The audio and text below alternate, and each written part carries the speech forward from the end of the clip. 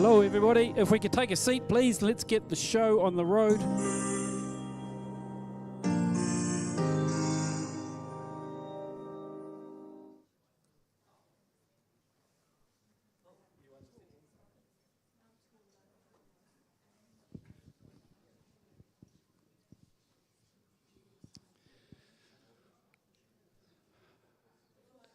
For the guests we have tonight, I want to introduce myself first. My name's Ian Walls. I'm the president here at CPS, so welcome if you haven't been here before. We've got a pretty special evening tonight with multiple speakers, which something doesn't happen very often around here, and it's come about by a pretty special circumstance. First of all, though, just quick considerations about where you are and health and safety and all that sort of stuff. Being in Christchurch, where you're aware of shaky buildings and things, there's the exits over there to register those in your head. If something else goes wrong, back out the same way is the best way to do it. Toilets are in the far corner of the building as well. Just in terms of a description of what we're going to do tonight, our first speaker, who I'll introduce and talk about in a minute, is going to do his talk to start off with, and then we'll break for a sort of a tea break type of thing like we do, quick discussion, and there's an informal opportunity to have a chat with Ian while you do that, and then Geoff Cloake will do the second part of this evening. So our first speaker is Ian Borthwick, and I got introduced to Ian Borthwick by Anne Yuan, who many of us will know. Ian's been, he's over from France. I'll let him tell his story about how this came to be. But the bottom line is he's a Paris-based New Zealand journalist with a rugby interest, and there's a story about how that turned into this fantastic body of work. And he's been exhibiting in a number of places around Christchurch, and Anne stumbled across one of his exhibitions and then wandered in Anne's way and said hello and introduced herself and pretty much dragged him and said, you have to come along tonight, and Ian happily agreed to that, so that's fantastic. Well done, Anne. She's not with us, but I'm hoping she's watching us on the streaming. So that's kind of how it happened.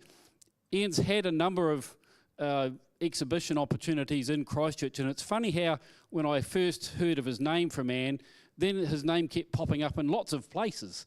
Somebody else had seen an exhibition at a hairdresser's, and somebody else had seen one at a doctor's place, and they're all over the show. So Ian's made quite a name for himself while he's been in Christchurch. So I think you're really going to enjoy tonight, and I'd like to introduce now Ian Borthwick.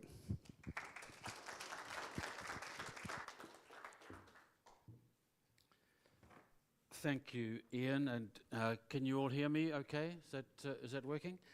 Well, it's a big pleasure for me to be here tonight in Christchurch and to be able to speak to you about my exhibition. But first of all, I'd like to thank Ian for inviting me this evening. I'd like to thank Anne or Yuan, if she is watching. Thank you very much again for insisting and getting me to come.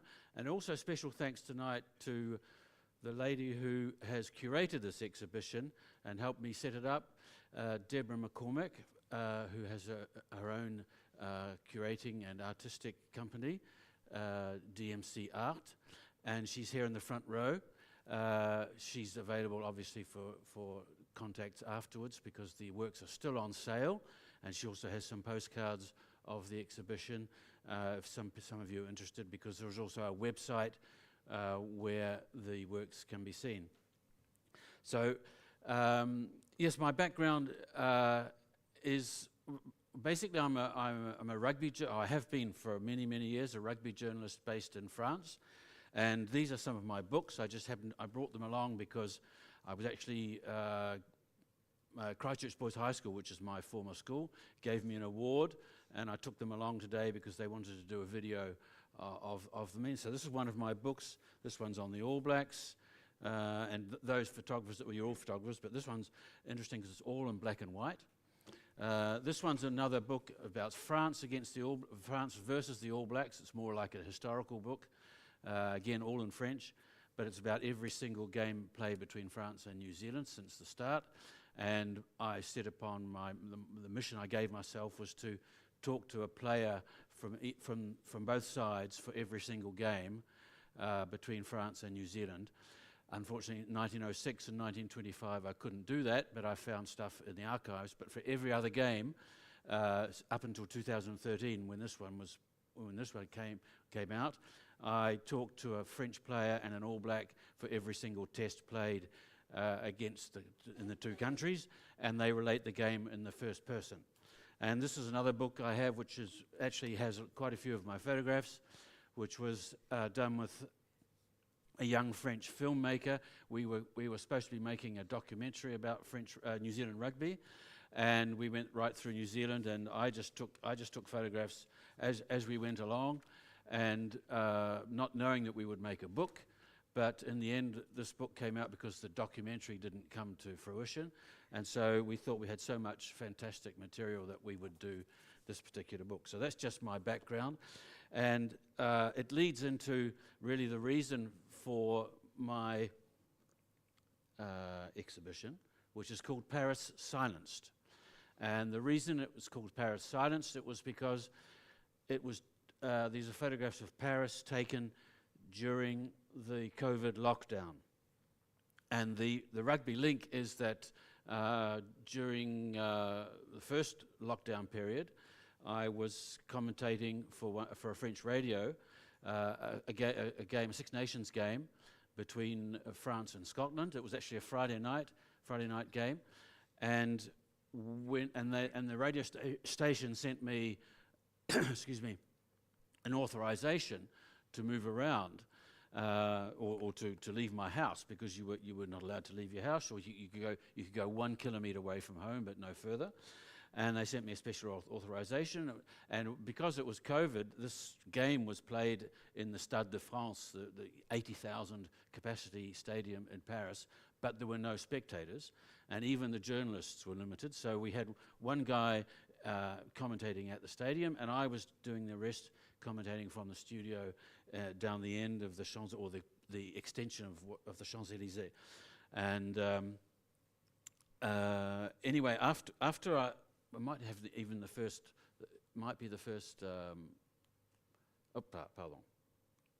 The first photograph. The first photograph, in fact, is this one. It's called Six Nations Lockdown, and that was because this is the Arc de Triomphe. You probably all know this amazing monument of Paris, the Place Charles de Gaulle, or used to be called La Place de l'Étoile, and this is the Avenue La Grande Armée, and behind it the Champs-Élysées, and there's just nobody there. And that's because I'm driving home after commentating on the Six Nations game. And I just stopped and I thought, this can't be true. There's just nobody around. So I got out of the car, just parked my car right there on the bus stop, took a photograph. I went around the Arc de Triomphe, and I went right down the Champs-Élysées. And just to give you an idea, normally I would never go near this part of Paris at that time of night, because on any night of the week, especially a Friday or a Saturday, this is just completely full with cars, and there are 12 avenues leading into the Place, and they're all full of cars, and it would probably take me an hour and a half to get down the Champs-Élysées. On this evening, it took me 5 minutes. So I drove down the Champs-Élysées, I got out and took some more photographs, went to another bridge, took some more, and then got home. And then, as it happened, the next day, I looked at this pass that the radio station had sent me, and I thought that it would be just for me to go, it would be written for me to go from my place to the radio on a certain day and come home again. But it actually said that I could go anywhere in France for the duration of the lockdown by any means of transport available. And so I said, well, this sort of just got me thinking, and I thought, well, this is such a unique thing that I've been seeing, that I should set about now documenting, or not necessarily documenting, but just going out and taking photographs of these famous places in Paris without any people. So that's how it all started, and that's why it's called Paris Silenced, because Paris was reduced to silence, and this is the kind of the seminal photograph, maybe not the best photograph of the whole lot, but it's meaningful for me because it was the start of the whole process, which led to my going around Paris because we had 3 lockdown periods. I'm not sure if you had the same here, but we had 3 different lockdown periods, and I was able to get around most of the significant parts of Paris and get photographs that I was happy with. So we go to the next one. This is called Purely Academic, and this is the Academy of France, or actually the official name is the Institute of France, in which the Academy of France is housed, and it's taken from the Pont des Arts, which crosses the Seine, and on the other side of the Seine behind me is the Louvre. So this is a very historic bridge where art students and tourists obviously have been coming for many, many years. And this was, again, you can probably tell I've got quite a long shutter speed on this one. And the fact is that, though, that if you look at the planks here on the, hold on, there's a little,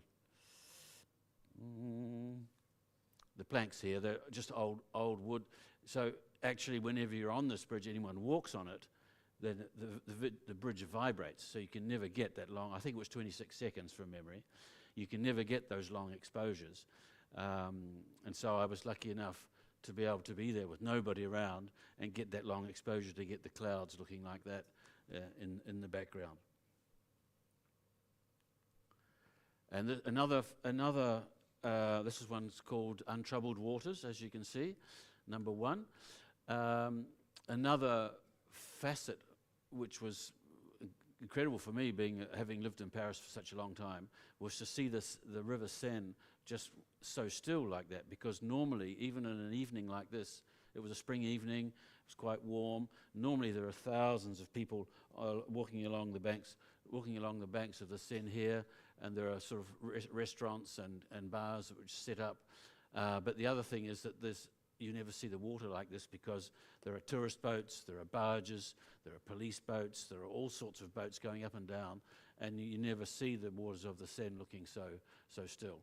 So that's why I called that one Untroubled Waters. This is taken from the Alexander III Bridge, which is perhaps the most beautiful of Paris bridges.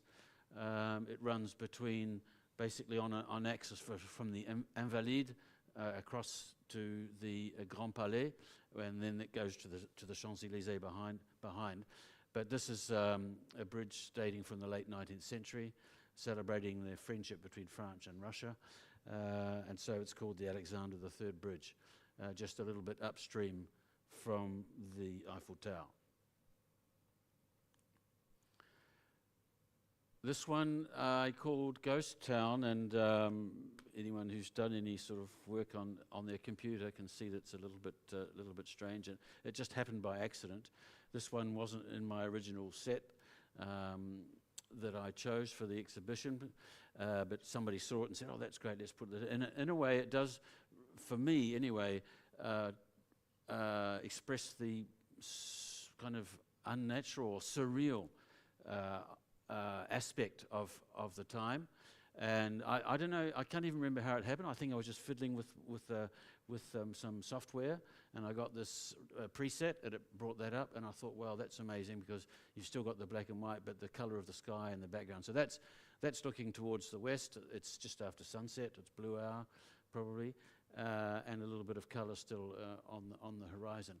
But again, to see the Arc de Triomphe like that with no cars is just something extremely rare, and probably will never be repeated.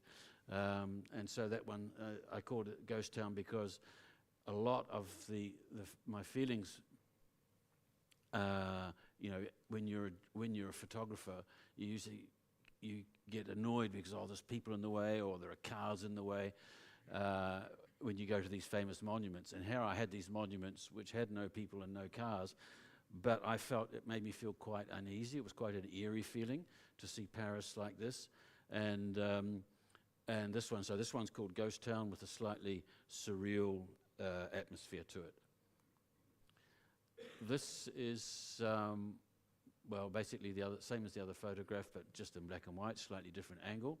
Again, the same principle, where normally along here on the Seine, on a warm spring evening, there would be thousands of people walking along, but you've got this incredible and unusual sight of the Seine being so tranquil and untroubled.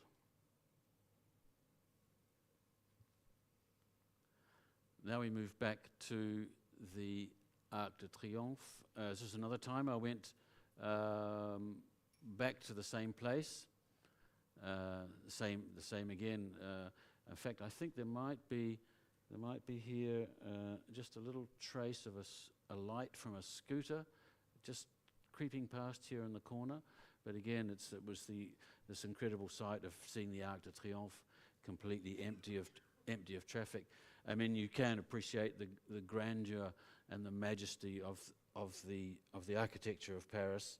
But again, as I said, it was still quite an unsettling experience to be there just on my own, because I had this pass that enabled me to go around wherever I wanted.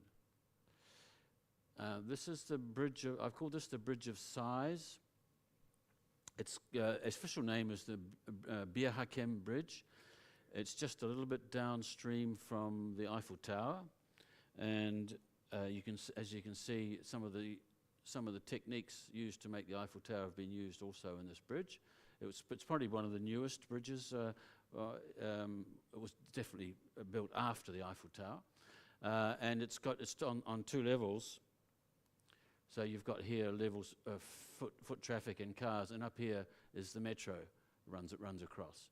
And it's just I've called it Bridge of Sighs. A lot of people today call it the Inception Bridge. Some of you might know of the film Inception, and this bridge played a large role in that. It figured quite a lot in that film, and for some reason it captured the imagination of people, especially in Asia. And so now a lot of young couples from Asia, they come here in their wedding dress at all hours of the day and night. And every time you go there are several of them getting their photos taken.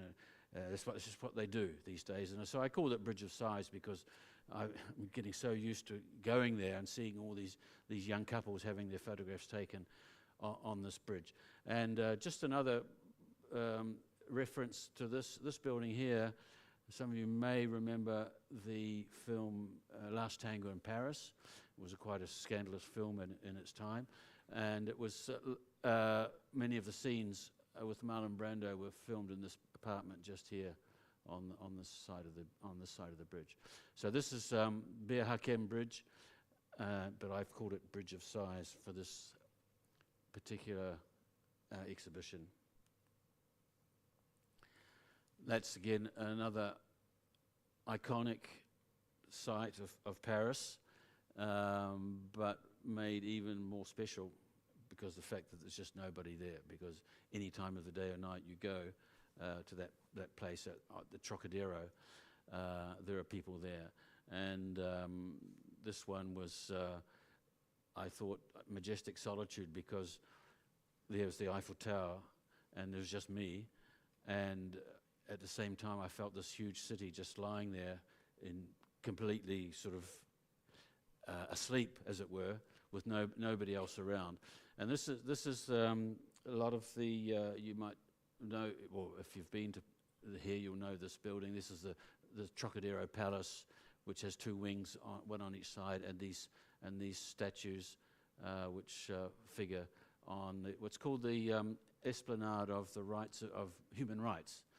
And one of the other reasons I insisted on having this photograph was that this was also, you may know the photograph, when Hitler came to Paris on a very brief visit, almost undercover, in 1940. He came and posed here on this particular esplanade, just so that he was the master of Paris.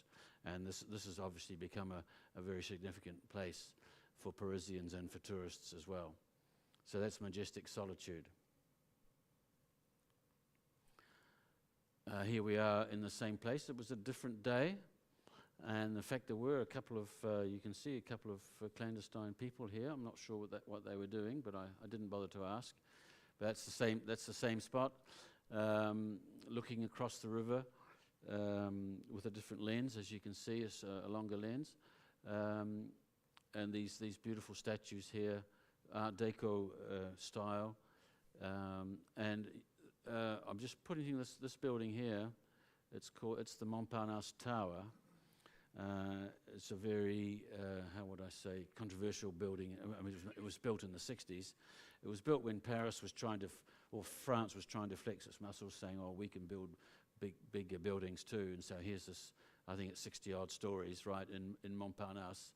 And it's really the only so-called skyscraper in Paris. And Parisians, or especially I lived in Montparnasse for a long time, Parisians say, well, you do get the best view of Paris from this place. The main reason for that being you can't see the Montparnasse Tower because everybody thinks it's a monstrosity, especially in the context of the beauty of Paris. Again, the same one, done in black and white with a slightly different angle. But I'm just really loving using a wide angle on that one and getting the tones in black and white, which I prefer. And this is Paris. This is le style français. It's part of another series which I've done kind of to illustrate what I call French style in architecture, French style in decoration, French style in urban design. And this is a balcony on what's known as the Hôtel de la Marine. It used to be the headquarters of the French Navy. It was the headquarters of the French Navy for about 400 years. And this balcony here looks out onto the Place de la Concorde, which is just to the right. And the other interesting part about this is before it was the Minister of the Navy, it was the place that housed all the French royal families, furniture, the crown jewels, all their wealth, and even Marie Antoinette, the Queen. She had her own apartment in this building, and she used to come when she's coming from Versailles, and she would have long weekends with people and parties in this building. And when the revolution came in 1789, this place got ransacked. The crown jewels somehow were saved. Nobody actually knows where they are these days, but the crown jewels were saved, but the place got ransacked. And then a few years later, when Marie Antoinette and King Louis XVI were guillotined on the Place de la Concorde, people gathered here to see them having their heads chopped off on this balcony. But I like the photo exists because of its, I think, its symmetry and its the beauty of French design and French style. This one is just simply called Eiffel Panorama, and sorry, the colours are not that. The reproduction of colours are a little bit off on this, but it's actually four vertical shots which have been stitched into a panorama. And when you look well, you can't see it from where you are, but the detail is such that you can see on this barge here. There's a little table with chairs and lamps, but that's because I've been able to use 4 shots to get the maximum resolution and maximum detail in this shot of the Eiffel Tower, taken at dawn, and from the Bir Hakeim Bridge, or the Bridge of Sighs that I was talking about before. This actually in my exhibition was the largest piece. I think the framed version is something like 2.20 meters. It's a very, very big piece, but the resolution, thanks to that panorama stitch I did, easily holds up. Maybe Deborah will be able to give us the true size to give you an idea.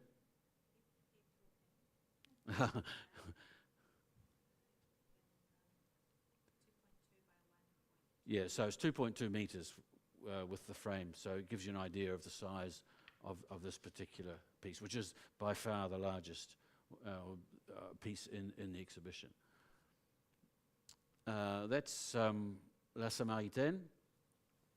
It's just a black and white shot of an iconic Parisian building, typical Parisian building, made in the Haussmann style.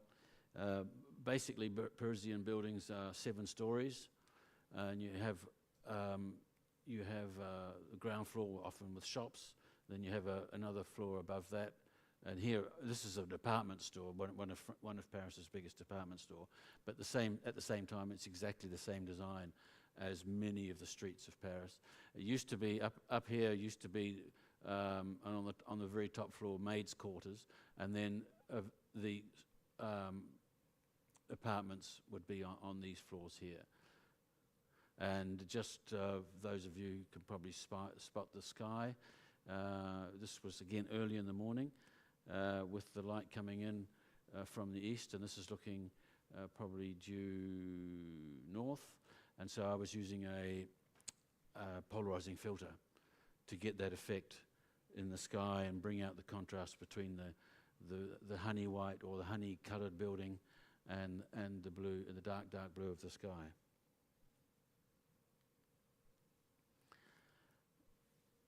Eerie silence. Well, it's again. This is you probably know this. This is the Louvre with the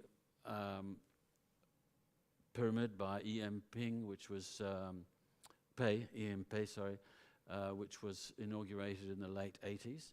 And I've got several photos of that, so I'll talk about that later. But this is just again another sort of eerie feeling that I had by being in such an amazing place as the Louvre, in this courtyard with the pyramid there, and using the leading lines and the reflection from the rain of the Louvre going forwards to the other side.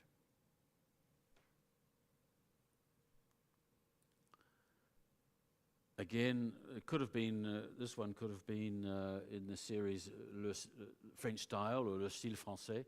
It's a very Parisian shot, but I've called it lesson in perspective, because it does at the same time. This is the Louvre, the eastern facade of the Louvre, and you might see here the L.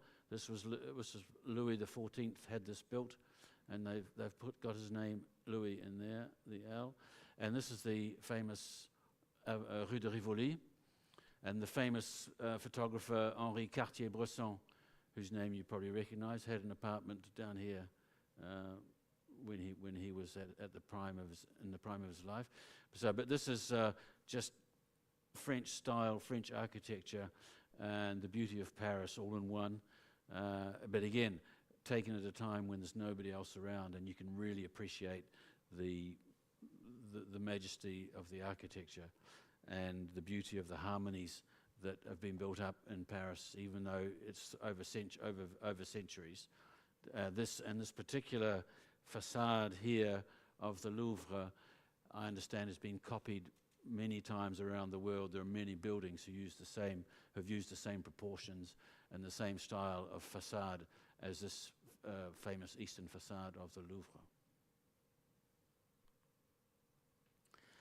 Again, the Louvre, this one's called Empty Gardens, with the Tuileries Gardens, which run from the end of, this is the end of the Louvre, or one of the wings, and they run through there up to the Place de la Concorde. And huge gardens, thousands of trees, and thousands of chairs for people to sit, and many statues also, but nobody around.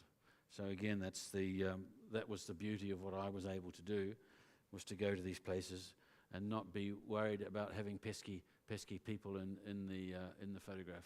Just by way of, so this is the Louvre. I think they have something like 15 million visitors a year in the Louvre. And this building here is across the other side of the river. This is the Musée d'Orsay, which is also very famous as the Museum of Impressionism. And even that museum there gets over 5 million visitors a year. But not when I was around doing these photographs, obviously. The next one is a rather exceptional piece, and I'll just pause.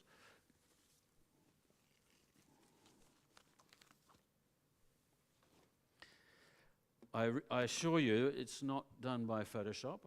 This is an actual photograph of an actual cloud formation over the pyramid of the Louvre, and I just got lucky. And I saw it happening, and I just waited until the cloud came, and I got the shot. And for those who are interested, I used this little Sony camera. I don't know, I can show it to you later. A little Sony camera which I carry with me always. And there are a couple of others actually in the exhibition taken with this. So it's good enough to produce this sort of photograph. And it's, as they say, the old saying, the best camera in the world is the one you've got on you. And this one I usually have always on me. And the very first photograph I took of the Six Nations lockdown was with this, because I didn't think I was be taking any photographs, but I just have this always with me. So I strongly recommend it. It's a little Sony, I'll give you the reference later on, RX100 Mark 7. There are several generations of this, the Mark 3, Mark 4 and so forth. And I understand the Mark 3 and Mark 4 are very cheap to buy, and they're a very good product. So that was just by way of explaining this particular one, which I call Cosmic Energy. As you probably know, the pyramid, this pyramid here, has used the same proportions as the Great Pyramids of Egypt, or the Great Pyramid of Cheops, to be precise. And received knowledge says that those pyramids and all the great Egyptian constructions were built in line with the stars and the cosmos and cosmic energy. And so I just thought that was particularly appropriate to have this have this cloud formation. Or the other interpretation was, as I said in the little notes I gave at the exhibition, was that it was either that, or maybe it was God just parting the clouds so he or she could see some of her most majestic creations in the Louvre, which obviously is the greatest art museum in the world. This is again it's actually one of my favorite places in Paris. It's you may remember the earlier photograph of the Academy taken on the Pont des Arts. This is again on the Pont des Arts, but looking upstream to the sunrise. And I knew when the sun was coming up. I knew where the sun would be coming up, and I knew that the waters would be still, because there were no barges, no boats on the Seine, no police boats patrolling, nothing. So that's one of my favourite places to go actually in the morning for photographs. I love the symmetry of it, and it is probably this is the Pont Neuf here, which is Pont Neuf in French means new bridge, but it's actually the oldest bridge in Paris. I think it dates from 1568, and it's still there. It's still got its beautiful proportions.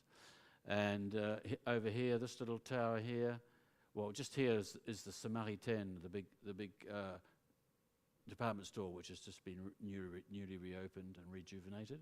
This little tower here is the Tower of St. James, or Saint-Jacques, we call it in France.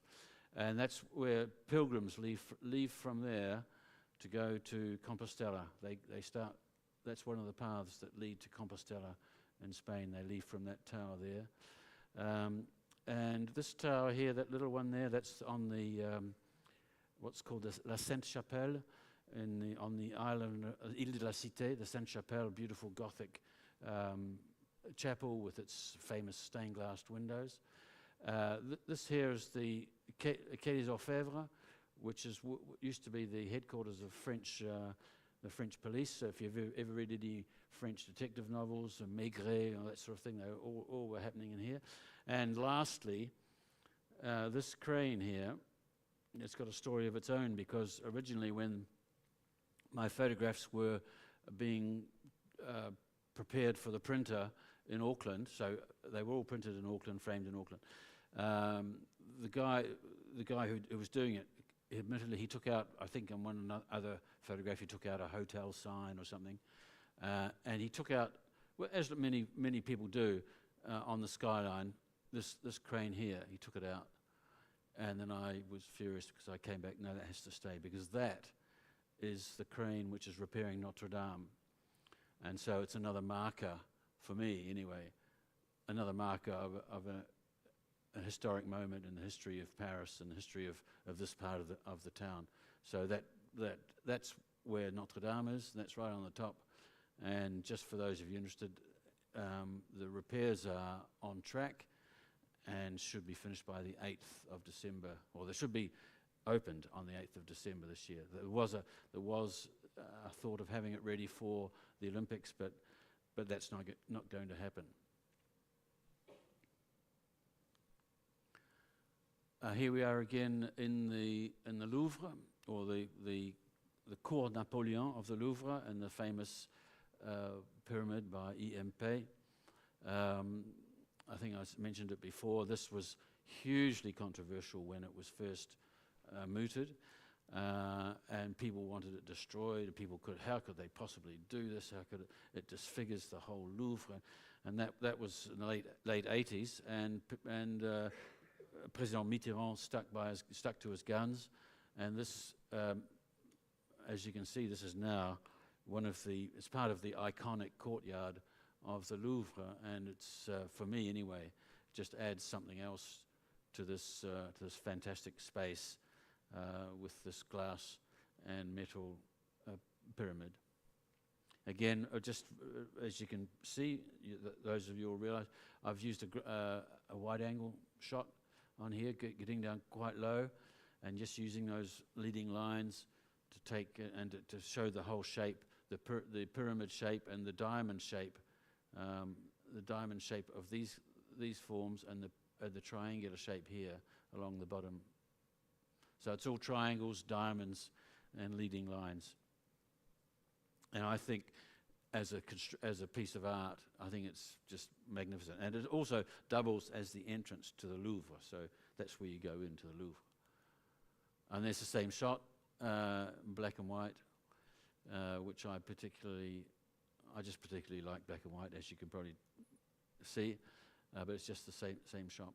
And it's called Shock of the New. They've called Shock of the New 1 and Shock of the New 2, just referring to that incredible debate that was going on in Paris when this was being built, and then when it was first opened.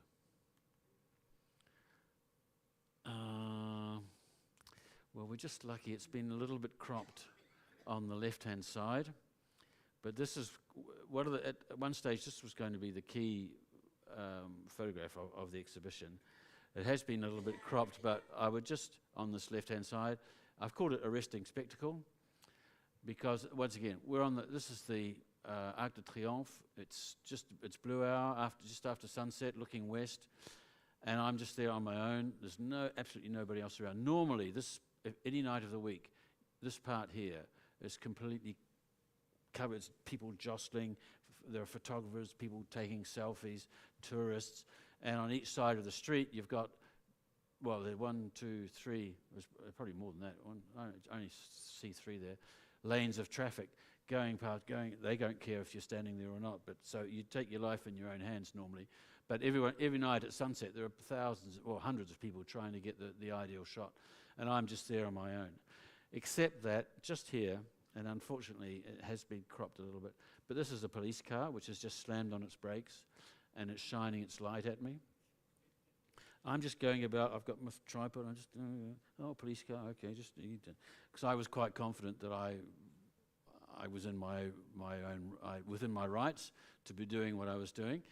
And next thing, there are 3 cops, and 2 of them are running at me. And one said, and I said, no, I've got a pass. And so I went to get my pass out of my camera bag, and this young cop said, "Keep your hands where I can see them." As if I thought he'd seen too many movies or something, and he thought I was going to go for something. Anyway, it was quite a stressful moment, and then the sort of senior officer strolled over, and these guys were really looking at me, really menacing, threatening to arrest me. And the senior officer came over, and I said, "Well, monsieur," and so he allowed me to get out my famous pass from the radio station, which had obviously nothing to do with actually going out and taking photographs, but still I had the pass. And then they eventually sort of begrudgingly went away, and I just went about my business. But that was a arresting spectacle anyway, because I nearly did get arrested for doing that shot. There's another iconic part of Paris. It's the Place Vendôme. There are several what they call royal squares around Paris. The Place de la Concorde is one, Place Vendôme is another, and it's just the most beautiful. The symmetry and the harmony of the architecture in this square are just fantastic. And many of you might know this is the square that, I mean, these are the famous jewelers.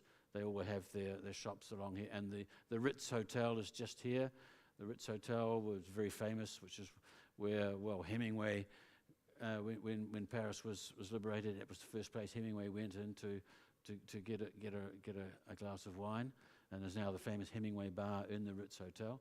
And also it was the hotel that Princess Diana was staying in when she fled from the so-called paparazzi on that historic night that she was killed in a car accident in Paris. And the other thing about this is what is called the Vendôme column, and this was made from with a statue of Napoleon on the top, and it's made from cannon that were captured from the Russians in the Battle of Austerlitz, and they melted them down and they turned it into these bronze plaque, which are all carved, and they go right up to the top. And again, just from the photographic point of view, well, 2 points of view actually. These what do you call them? Jet streams. I know that was a Sunday because air traffic over Paris on Sundays is slightly different from during the week. During the week, you never see these. They never fly over Paris, but they have a slightly different flight patterns on the weekend, and especially on Sundays. So this was a Sunday, but also again, I knew that the sun was going to be at right angles to the square and to the column, and so I'm using the polarizing filter to get that contrast, incredible contrast in the sky. Whoop! Oh, so that's the end. How's the time? We do have time. Oh, well, I do have. Can I make an observation? Yes. I think that you had a pretty special opportunity availed you by that pass, but that's, for me, only a little part of the story. What I got out of that was the way you've executed is absolutely fantastic. And the way you've gone out in Paris, like lots of us have been to Paris, but only seen a little bit. It was only somebody like you who has a love and affinity to that place that you've put into that body of work. I think only you could have made it. So well done. I think that was fantastic, and thank you very much for joining and sharing that with us. Thank you very much. I just wanted to when Ian explained before about my exhibitions, actually what happened was we had an exhibition at the Great Hall in the Arts Centre, and unfortunately it's quite expensive place to have an exhibition, so we were only there for 2 nights or 2 days. That was on the 11th and 12th of March, if my memory serves me. And then following that, half of the works, you mentioned a hair salon. There is a hair salon in Merivale, which doubles as an art gallery, and also triples actually as a champagne bar. It's called, if you look at their Instagram handle, hair salon and champagne bar. So half of the works are currently still being exhibited at Mod's Hair Paris. It's called Mod's Hair Paris, so there's a connection, Paris and my exhibition. Half of the works are still being exhibited there, and and you can walk in. It's quite remarkable. When I first went there myself, I thought, oh, people will not be so happy, ladies having their hair done. But they're totally used to having people come in and look at art there. So if any of you feel like it, half of the works are on display, and they're beautifully printed, fantastically framed in Auckland. And the other half My brother's an ophthalmological surgeon in Christchurch, and he works for or with Southern Eye Specialists in Kilmore Street. And you can go in there. I've been given the go-ahead. Anyone can go in. They're on the first floor, and the other half of the exhibition, especially the bigger works, are on display in there, and obviously all for sale. So that was just to clear up what might be a misunderstanding about exhibitions plural. There was just the one, for 2 days. Very, very intense, but very short, very intense. And then the longer ones in both Mods Hair Paris and Aikmans Road, and my brother's surgery or rooms in Kilmore Street. And can I get the details off that, Deborah, and I'll put it on the website so people can go to that. I think it'd be a great opportunity. okay, Thanks again. You got time for a couple of questions? I've got time for a couple of questions. Has but, anybody got any questions? I did. Sorry, I if did. you finished, carry on. Just for the sake of it, because when we originally planned to do this exhibition, it wasn't necessarily just about this. I knew I had a great story about being able to go around Paris, but I originally thought we would do have a much wider brief, and so I've got a couple of other things in here from my interests. I don't just go around Paris. This is in Petra in Jordan. It's not the facade that most people know. This is actually quite difficult to get to. This is called the monastery, but it's again this fantastic architecture carved out of the rock in Jordan. And that's also in Jordan, actually. That's in the desert of Wadi Rum, taken from a hot air balloon. And that's called French Castle. I'm not sure whether it's a joke or what, but it's this little thing here is known to the locals as French Castle. I wasn't exactly able to ascertain why, but there it is. So that's Wadi Rum, which a lot of you will remember from the film Lawrence of Arabia.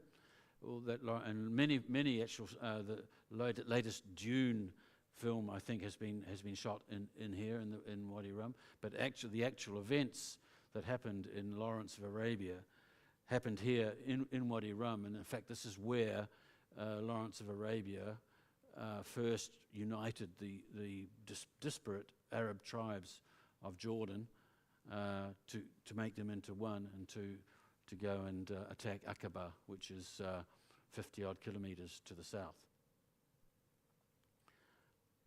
This is, you probably recognise the famous monument of Mont Saint-Michel in Normandy, and black and white. The sheep even managed to be black and white as well, so I was quite lucky with that one. There was just an early morning in Normandy. Thought I would put that one in. And this is a New Zealand, it's a panorama in the Beeley, going up towards Arthur's Pass. I'm afraid the actual colours, the reproduction of colours is not that great, but you can see the shot. This is I think a 5-shot panorama, vertical panorama, stitched together. And that's another one which you'll probably recognise, or if you've ever seen photos of Petra in Jordan, that's the famous facade of what they call the Treasury.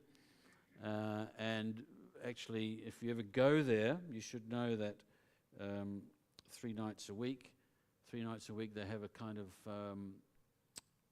sound and light show where they have all these candles are lit beforehand, and it's a very beautiful atmosphere. So if you ever go to Jordan, if you go to Petra, make sure you don't go on a Friday, Saturday, Sunday.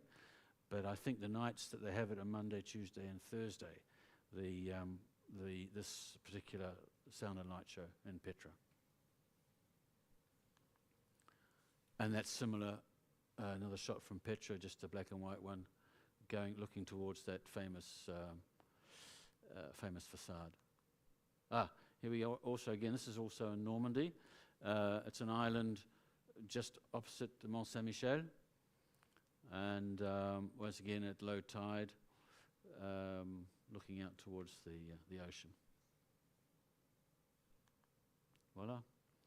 And so, as I said, this was, if you DMC, that's Deborah McCormack, who has done a fantastic job with curating this exhibition. That's Mods Here Paris, who are still hosting the rest of the exhibition. And I might add my brother's Southern Eye Specialists on Kilmore Street. So there you go. And anybody, well, we do have the details. The website, there's a website which is still up. Oh no, that's Deborah's website. But the website for my exhibition is this one.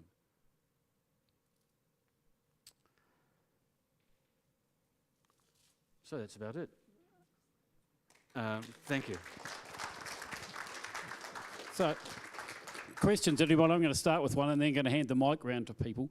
I was intrigued that the lights were still on in the middle of the night when everything was locked down. They didn't turn any of the Paris lights off on the Eiffel Tower or anything? Yeah, it's a good question, actually. Well,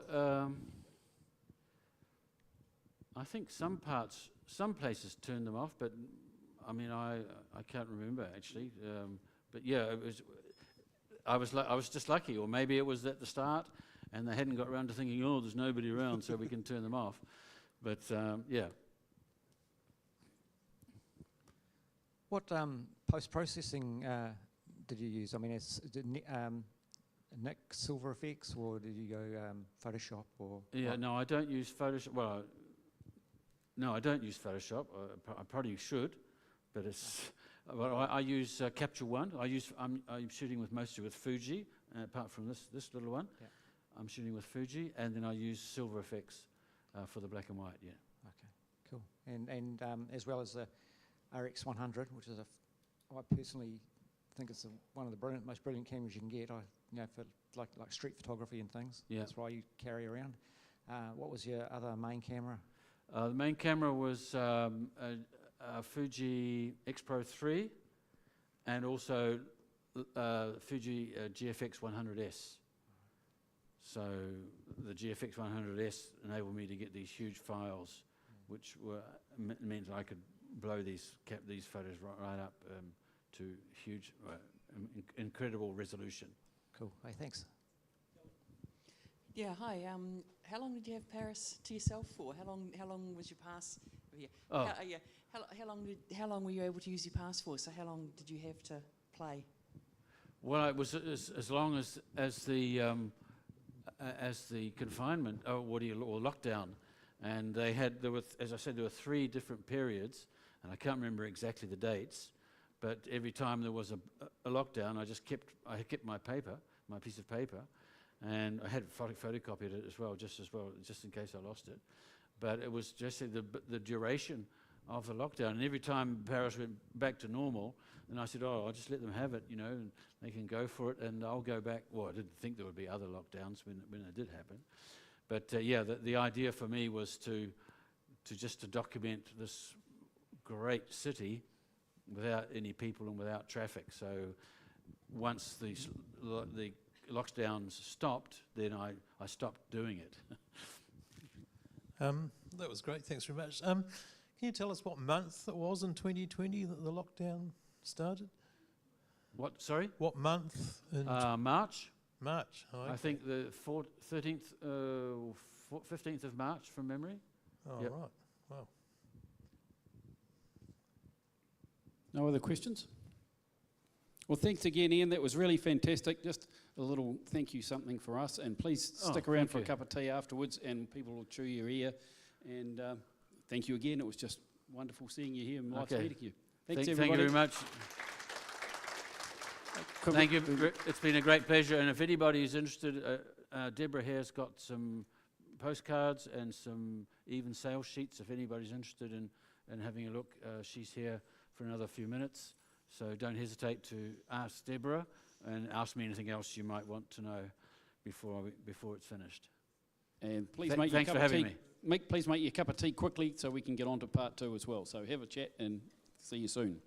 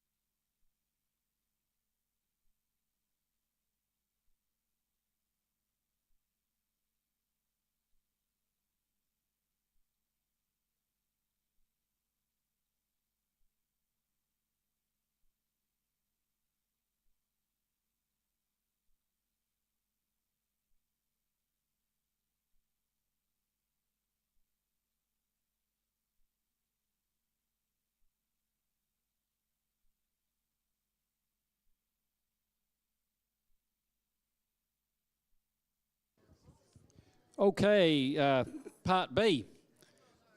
Geoff, you already wired for sound, ready to go? Perfect. Okay.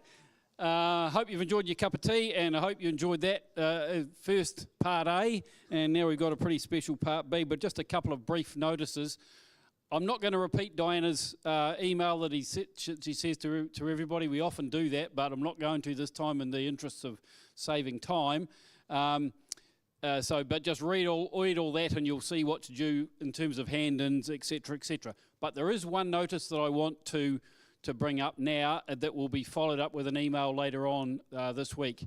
Janine Money has been doing an awesome job of organising a couple of Photoshop workshops that are upcoming later on in the year with Helen McLeod.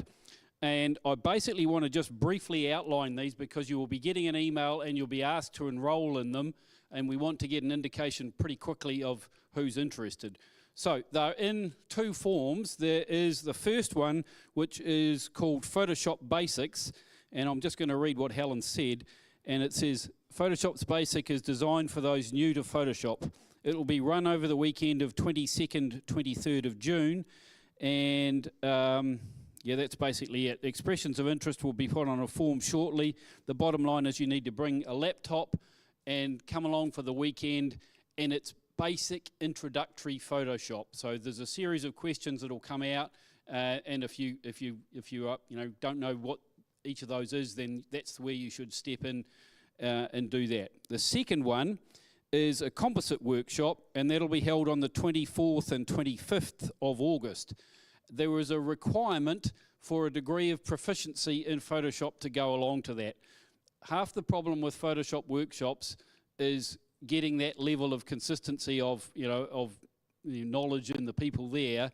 There is an expectation if you come to the composite one that you've got some knowledge and you'll be able to keep up, otherwise it'll all go straight over the top of your head. So have a read of it and come along to the first one if that's something you have as a target in mind to get ready for and you don't think you're quite up to the skill level. In terms of if any of you went to Helen's workshops that she ran at the PSNZ convention here, that one sits in the middle. So the most basic one is probably simpler than the PSNZ workshop, and the composite workshop will be more complicated, and it's going to take it along a notch up and be more specific and relate to that. So have a think about that. Look out for the email that'll be coming in the next few days, and respond quickly, please, so that we can get an indication of numbers and who's interested. Okay, end of motions, notices, whatever. I'm now going to hand it over to Diana to introduce Geoff.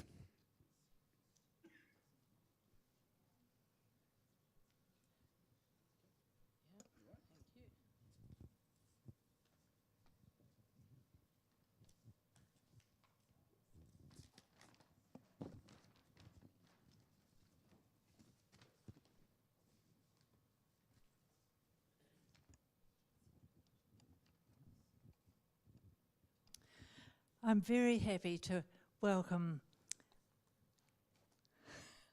goodness me, Geoff Cloake here tonight. Now, I asked for a bio, which is usually a paragraph. And so on the 20th of July 2006, he was a tutor for Laurie Thomas Winter School, and I think that's where I first met him. Again in August 15, he was again for a tutor for Laurie Thomas Winter School, and in the 1970s he's judged competitions for us. And I'm very glad to welcome him and Marty, his wife, tonight, and I know that we'll enjoy a wonderful talk by him. Thank you.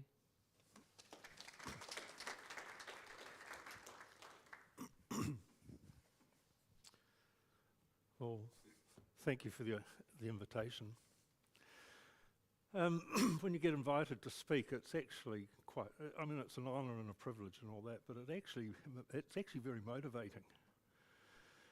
And it makes me tidy up all sorts of loose ends, so it gives me a deadline.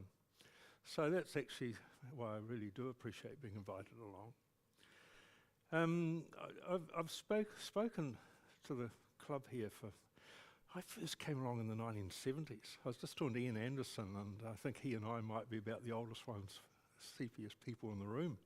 Newell, he's not too far behind, but we've got a few years on you. Anyway, yeah, so I used to come through from Timaru, come to club nights and take part, and of course, you know, bit by bit, got very involved, PSNZ, and get invited to all sorts of things, and it just keeps you going and going and going. And here we are, 50 years later, I'm still haven't got enough time for everything I'm excited about. So I guess I hope I get a few more opportunities like this as well. I've also done quite a few presentations, and they've usually been on themes of how to maximise something with your photography. And I've spoken about going out in extreme conditions, weather conditions, go out in the storms. And of course, you know, today, well, that's quite easy because we've got all the technology for starters, and we've got the knowledge of how to handle it. So that's almost becoming commonplace. So you've got to push the boundaries out again. And, you know, instead of just being a hobby, how can you turn your photography into something that's even more valuable? And look, we've just had a wonderful presentation, a brilliant example. You know, he's documented a whole piece of history in one of the most significant cities in the world. And, you know, that is just taking your photography to another level. And of course, he could produce the books that he's published, and it's putting photography into some higher purpose. So tonight, that's my theme. And I just sort of lead in a wee bit, because I'm getting to that point I've got to get everything in order. And I've been going back through my collection and thinking very hard about what people might like in 100 years' time. I'm thinking, what can I do with my photography that might be of value to somebody if they look at it in 100 years' time? Well, the first thing is digital photography even going to survive? And I guess it will, but there's such an amazing amount of photography. Nobody's going to value my 300,000 slides that I've curated for the last 50 years. You know, you've got to be realistic about who's going to want my photography. So it raises some very big questions. I bet some of you are the same. And I guess some of you will recognise this packaging, because that's the packaging your blurb books come in. And if you're like me, you'll be putting a lot of your photography into print, because I actually think print is probably still going to be the thing that will survive everything else. So I've been working my way through 3,000 South Island, North Island photographs, and I'm producing a series of books. And these are meant for no one. These are just pure legacy. I'm thinking about who might want something in 100 years' time. And that means photographs of ordinary streets, ordinary scenes, things that we take for granted today. So I've divided New Zealand up into all these regions, and I'm producing these portfolios. And I'll leave these two up here. I'm not going to go much on about it, but basically 240 black and white statement photographs. It's largely landscape and studies. So that's Southland, and the other one I've just completed is the West Coast. So to me, that's the most important thing I'm doing in my life at the moment. And I'm thinking of how this might be in value very long term. So Nelson Marlborough is the next one. I'm calling that the top of the south. It's largely done. I've just got a few holes in it, which I needed to do a trip up to Marlborough for. And it'll be underway. And of course, Canterbury and Otago and inland and whatever. And then it's the North Island. We can go holidaying, can't we, Marty, to get the rest of the photos we haven't got. So that's going to see me out, I think. But tonight I'm going to talk about something totally different, and this is really nothing about club photography. It's just that I've found that people look at the photos and they say, oh, is that right? And the museum said, well, maybe you could do an exhibition in the museum. Now, this is not photography or fine art or anything. This is just purely, come and tell us something about what we're seeing locally. So, and a lot of the photography has been from the air, from aeroplanes. And I've tied it in with our geology. and put some theory behind it. And then all of a sudden, there's an exhibition opportunity. And they're just talking with me at the moment about an update on that, because 15 years later, we've got a lot of new information.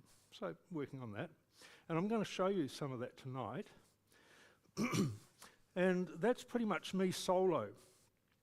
The second half, I want to talk about something. I'm working in collaboration with 92 other photographers. So it's just not about me anymore. It's about what a whole collection of us are doing. And it's that important, we've attracted the attention of NASA. So we sit in the lounge at home and we have these natters to these top NASA scientists. Now, could you ever dream of something like that? And we are amateur photographers, but we've all started to recognise we're seeing things that haven't been documented before, and somebody's valuing them. So that's going to be the second half of my presentation.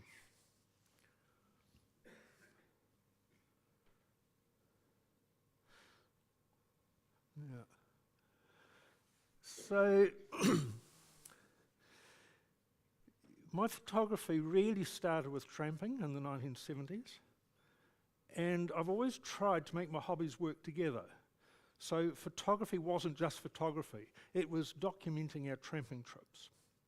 And if you make a nice job, next thing the Forest and Bird or the Mount Alpine Club, they ask you to come and give talks and programs.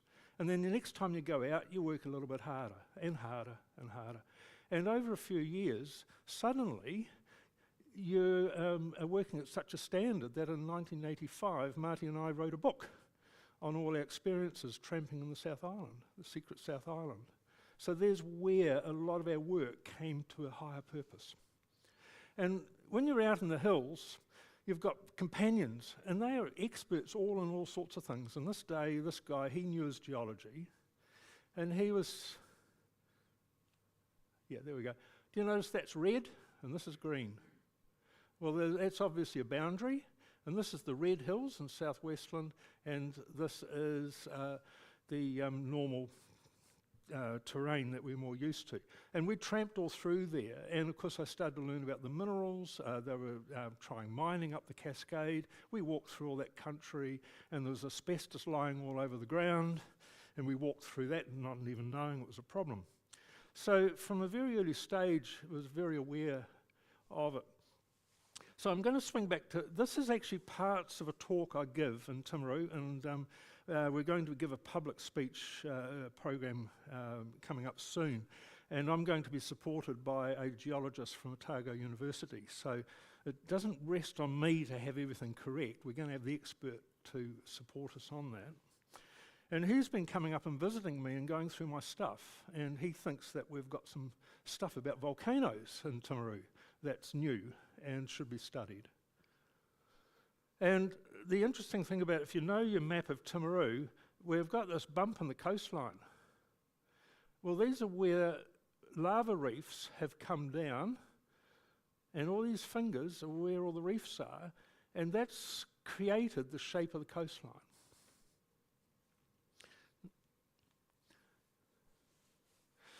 And where are we? Sorry, I'm just trying to get orientated with this thing here. Yeah, and of course, if you've been down there, you'll know we've got these cliffs.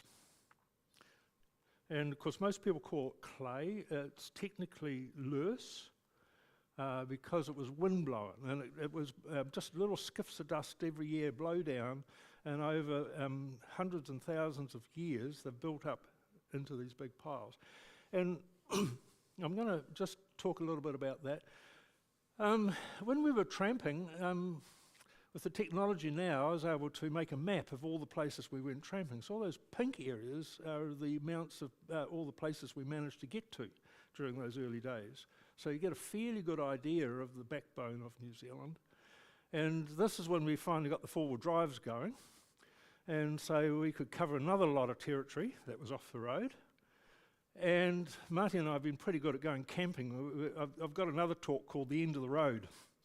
And that's about all the photography we've done camped at the end of the road. And so we're trying to get to all of the end of the roads in New Zealand. We've been trying for a long time, haven't we, Mark? But it's getting harder because of the camping rules and whatever, so we tend to go to dock camps now. And of course, people like to take us up in aeroplanes. So the blue is some of the flights that we've been doing. Some of them I haven't got the GPS anymore, so I can't plot them all. So what I'm trying to say here is that we've got a fairly good idea what the South Island looks like. So my talk that I give is called The Making of Our Land. And we talk about why our foothills are what they are, what the rivers they are, the thing. And it's all pitched for kids, 12-year-olds and up, so we don't get too heavy into it. And of course we know the plains. Some of you know inland, you've got all of the limestone country with potholes, they call the karst landscape. And when we head further back, we've got rows and rows of hills rising, and of course that's Mount Cook in the Alps in the back. And we have to remember the glaciers, Tasman Glacier. So we've got a very big, diverse range of geology in the South Island. So much so, it took me a long time to actually understand it. So I set about making myself my own maps. And this actually is a mapping system, and the data is updated every time I go into it. It's updated from the GNS. It's got live links. So I've always got the latest geology information. And I can click on any of these areas and learn something about what that is. So my knowledge is really accelerating. But you'll recognise that bump in the coastline, that's Timaru. And that is the lava sheet that's turning out to be quite unique in its formation. And it's going to be worthy of study. You'll recognise Banks Peninsula here, and there's other pockets of volcanics down the coastline, and of course we get down to Oamaru and we've got them all again. So just to tell the kids, anything in the top colours, the warm colours, that's stuff that's worn off the mountains and settled somewhere. And of course, simply we can just call it the cover terrain. And the blue stuff is the hard rock that pokes up through places underneath. And of course, straight away you can get quite a good idea of what all the terrain is like, and some sort of a period when these things were formed. So our local lava was 2.5 million years ago, and funny enough, it's the youngest rock in the South Island, because that was the last time we had lava erupt in New Zealand, in the South Island. Okay, if you really want to get fussy, there's the whole table. Okay, then I like to tie my talks back to historical things. That's making the first bricks, clay bricks in Timaru, using, of course, our Lewis. And and if you know, a lot of the houses and early houses in Timaru, they're all brick. Our house is brick, double brick. And so the clay actually was very important for the development, allowing settlement. So those regions, the darker colours, are the oldest and the thickest layers of clay. And so there's a whole story that goes with that. And it's all about the dust that comes down from the high country when the glaciers dry up, recede, and it's all dusty up there until vegetation. And every ice age, another layer of dust comes down after every ice age. And that's close up of cliffs, and you'll recognise layers in it. Now, I'm not going to give you a geology talk. What I'm trying to say is, this is how I'm using my photography to help tell stories. So here's a photo. It's not a saloon bust or anything like that, but it does show layers. And that's an intro to talk about the lava that went down, what happened 4,000 years ago, and what humans were doing when that layer of clay went down. They were starting to communicate with symbols. And at that stage, we were getting the Homo sapiens when that clay, Lewis, was being laid down. And away we go. So it gives me something to illustrate my information with. And this is getting all prepared for a kiosk in our museum. So the kids will be able to come along, use touch screens, and get this information. Okay, now it's got character. We've got a very famous Timaruvian who discovered that this was Lewis and not clay. He got world claim. He's in our Hall of Fame. He's equivalent of Rutherford, who split the atom, but because geology is not such in everybody's minds, this guy has been, but he actually is known as the father of geology worldwide, and he came from studying these cliffs is how he made his start. Okay, I'm just showing you this just to sort of show you what depth of information that can come with all this, and the layers. And that's just a cartoon just showing the glaciation periods going back 800,000 years, and they're all the different glacier periods. And of course, the yellow is when all the clay has been laid down, the Lewis has been laid down. And of course, we can talk about the coastline. If there's vegetation growing on it, it means it's stable. If there's no vegetation, it's still getting washed away. And today you can go down there and I can show you all sorts of places that the clay is still getting washed away. And it's done that forever. And that's an example of when we get the high seas come in, and yep, the waves are washing in around all the clay. In fact, I found a survey from the railways, and that's showing you during 1880 to 1882 how much of the cliff was actually washed away, 40 to 55 metres. They'll be pretty interested because that's the railway line through there. So they had to put rock there. They actually brought the rock down from Littleton, volcanic rock, and that was to protect the cliff. And do you know what happened after the first storm? It was all rolled down to one end and it was all back to the start again. And they decided it might be better to use local rock. So there's stories behind all that. And look, because people know you're interested, you start getting invitations to go things. And that's been a rewarding thing about photography all my life. People say, oh, you must come and have a look at this. So that's digging a sewer line underneath the lava flow. And so we got to have a look at what's underneath and more clay. And then we can tell stories about the layers and stuff. Geologists love cuttings and things that have been dug out because they can see the profiles in the terrain. And to give you an idea, those glaciation periods go back 3.5 million years ago. And that's another quarry down in from Makiki. And now we're going to move to the basalt, the next layer down. And again, some of the photos aren't terribly good for back in those days, but that's quarrying the basalt, and that was taken down by rail to the port to build the breakwaters. So, now the whole story connects to this. So that's now showing, we're now into the basalt part of the story, and of course that's its makeup down on the coast, so it's the layer underneath. And we can talk about its formation, how it cools and cracks and forms these shapes. And this is a reef at low tide. And now we start to understand why we've got all these fingers and why the land is the shape it is, because the sea can't wash away the clay as fast as it can where there's a basalt bed underneath. That's one of the first sketches of Timaru, and that's actually a Maori camp. They're trading, they're going north with mutton birds and they're going south with kumara. And Timaru was the only place that could come ashore between Meraki and Banks Peninsula because the reefs gave some sort of protection to come ashore. And so we've been collecting up all of the early sketches to try and give an idea of what the early time was, stepping through. And of course, these are early aerial photographs of the reefs at low tide. So I started to map these reefs out to understand how they're formed.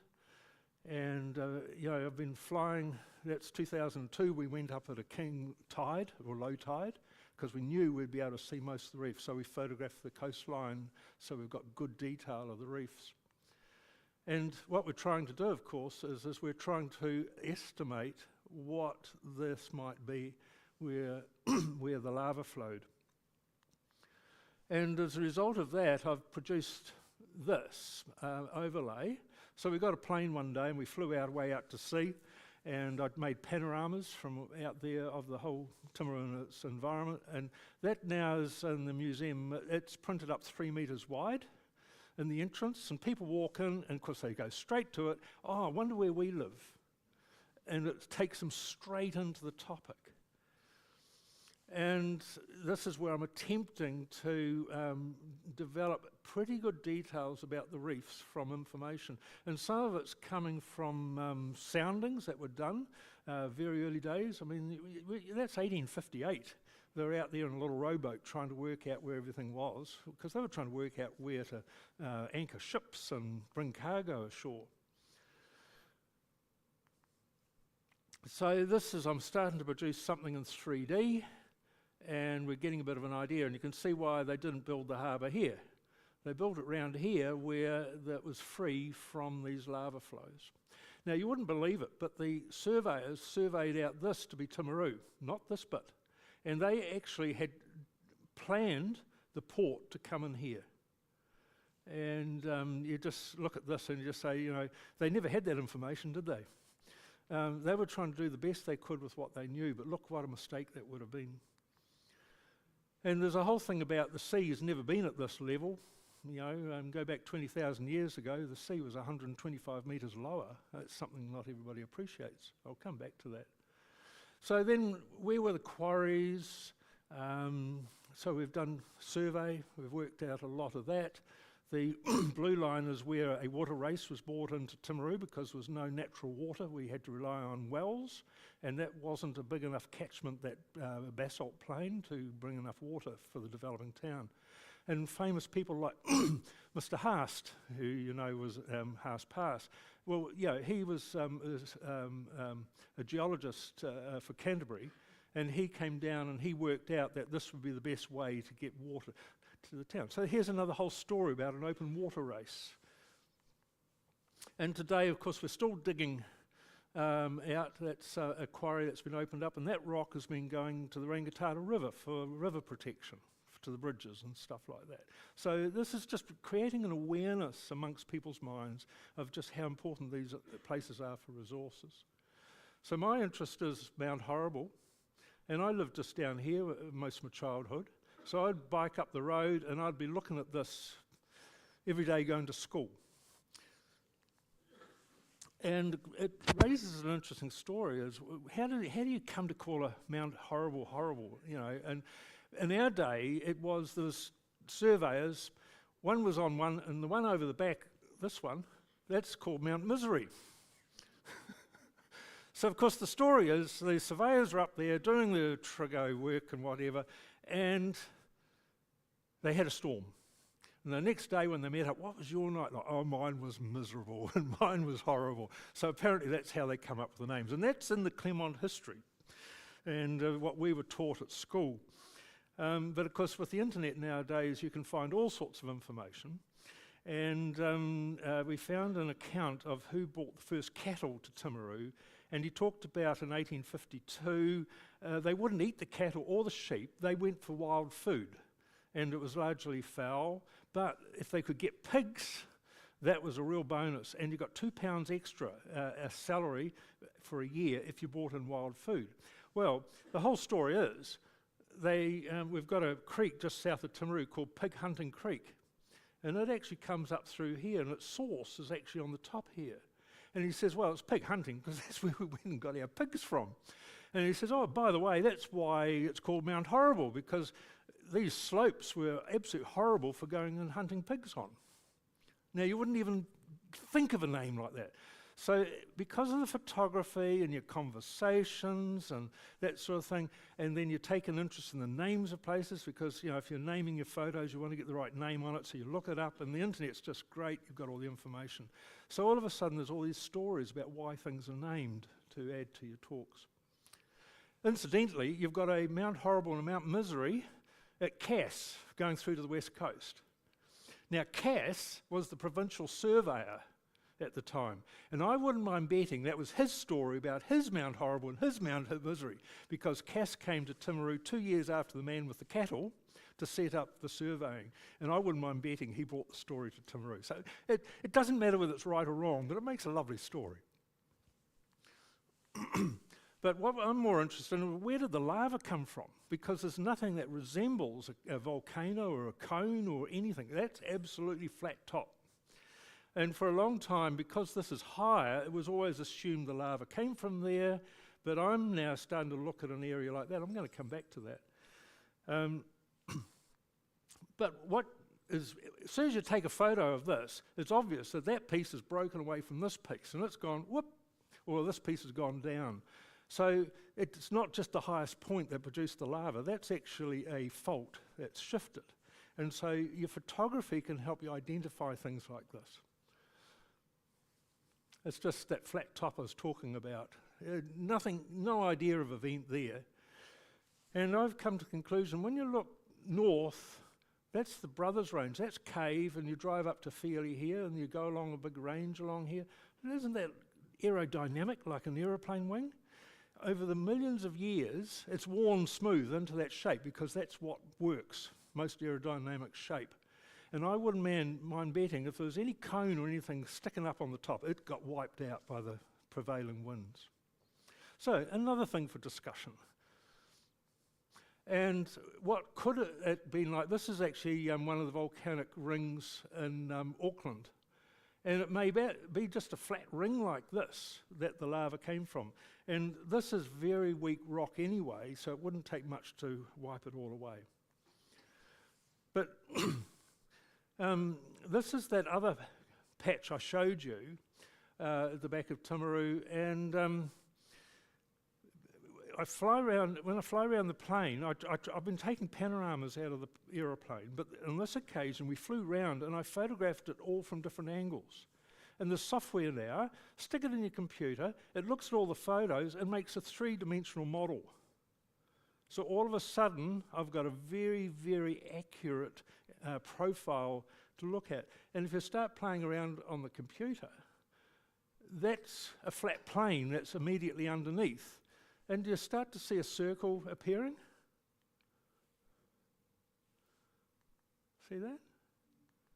And we think that's the tuft ring of event of the volcano. And we're hoping to have a student study that and prove that to be correct. And of course, it doesn't take much imagination to see that the lava would have last run out that way. So do you see how photography, just playing around as an amateur, all of a sudden it can actually give a whole new view on something that somebody wants. There we go. Okay, and the universities, they want stuff like this because they want things for the students to study.